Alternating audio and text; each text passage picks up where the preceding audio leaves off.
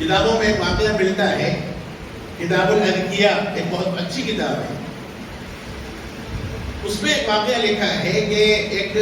بادشاہ کی، پہلے زمانے میں کنیزیں ہوتی تھی، تو ایک بادشاہ کی کنیز تھی، تو ایک نوجوان کا دل اس کے اوپر آ گیا،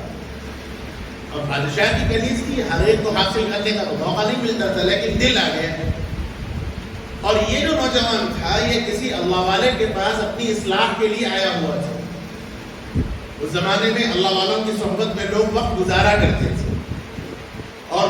انسانی مزاج اثر قبول کرنے کا ہے، اس لیے جتنا نیکوں کی صحبت میں انسان رہے گا نیکی طبیعت کے اندر آئے گی، اور جتنا انسان نیک لوگوں سے دور ہو کے فاجر اور فاسق لوگوں کے ساتھ بیٹھے گا طبیعت انسان کی ویسی بنے گی، یہ انسانی طبیعت ہے۔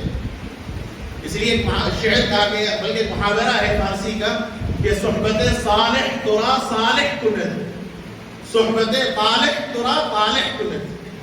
مطلب یہ کہ نیک لوگوں کی صحبت تمہیں نیک بنائے گی اور برے لوگوں کی صحبت تمہیں برے بنا دے گی۔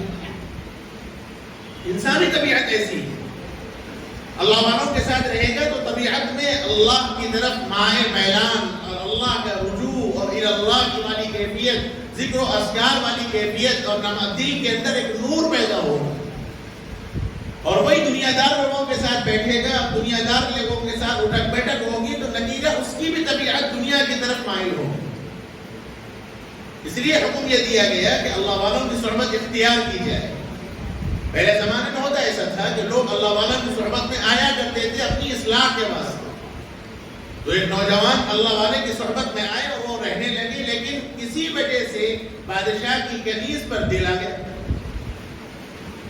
اور حال بدلنے لگا، کیفیت بدلنے لگی، کیونکہ دو چیزیں ایسی ہیں جو چھپانے سے بھی نہیں چھپتی، ایک خوشبو اور دوسرا عشق۔ انسان نہ چھپانا چاہے لیکن چھپتا نہیں ہے، آج نہیں تو کل، کل نہیں تو پرسوں، رات ظاہر ہو ہی جاتا ہے۔ تو طبیعت میں جب بے قابو ہونے لگے تو اللہ والوں کے حال دل قبول کرتے ہیں، ان چیزوں کو محسوس کر لیا انہوں نے کہ نوجوان کہیں اور ہے، تو تنہائی میں بلا کر پوچھا کہ بھئی تمہارے دل کی کیا کیفیت ہے؟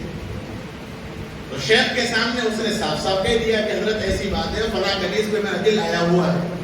اور یہ جو اللہ والے بزرگ تھے یہ بڑے حکیم بھی تھے، اور کتابوں میں لکھا ہے کہ وہ بادشاہ کے حکیم تھے،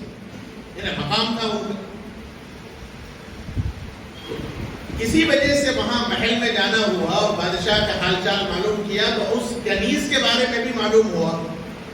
کہ دل ادھر بھی آ گیا، آگ دونوں طرف کی لگ گئی برابر کی،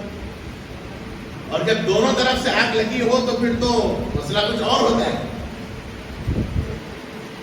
اب شیخ کو فکر تھی کہ یہ نوجوان ہے، اگر یہ اس کیفیت میں رہے گا تو مسئلہ اس کا بیکار ہوگا، تو انہوں نے ایک کام یہ کیا کہ ایک دوا اس کنیز کو دی اور کہا کہ اس کو تم استعمال کرو، اور پھر اس کے نتیجے میں جو بھی تمہاری کیفیت ہو یا تمہارے جسم سے جو بھی فضلہ نکلے اس کو تم ایک جگہ جمع کر دو۔ تو حکیم صاحب نے، جو اللہ والے بزرگ تھے، انہوں نے اسے اس کنیز کو اصل میں جلاب دیا تھا۔ اب وہ اس نے استعمال کیا، نتیجہ موشس لگ گئی، اور اس نے حکیم کے مطابق وہ سارا ایک جگہ جمع کر دیا، اور ادھر مستقل موشنز کی وجہ سے حال بے حال ہو گیا، چہرہ بچک گیا، جو خوبصورتی سب ساری ختم ہو گئی۔ تو تقریباً 5 دن کے بعد اس اللہ والے بزرگ نے، حکیم نے نوجوان سے کہا کہ محل میں جاؤ اور جا کر ایک مرتبہ اپنی کنیز کو دیکھاؤ، اپنی محبوبہ کو دیکھاؤ۔ تو وہ گئے اور جا کر دیکھا اور نظر پلٹا کہ بھاگ کے آگے، کہا حضرت وہ تو میری ہے ہی نہیں، کہا کہ تمہاری محبوبہ ہے، کہا بالکل نہیں ہو سکتی۔ تو جب بلا کر پھر اس کو آمنا سامنا کرایا گیا تو اس نے بھی کہا کہ ہاں میں وہی ہوں۔ تو اب یہ بیچارہ نوجوان بڑا پریشان ہو گیا، تو اس اللہ والے بزرگ نے اس پورے فضلے کے پاس اسے لے جایا اور کہا کہ دیکھو اس سے تمہاری محبت تھی، اس سے نہیں تھی، طبیعت میں نفرت پیدا کر دی۔ نتیجہ یہ ہوا کہ اللہ والے اس بزرگ کے توجہات کے نتیجے میں پھر نوجوان اللہ کی طرف مائل ہوا۔ یہ ایک مثال میں نے بتایا۔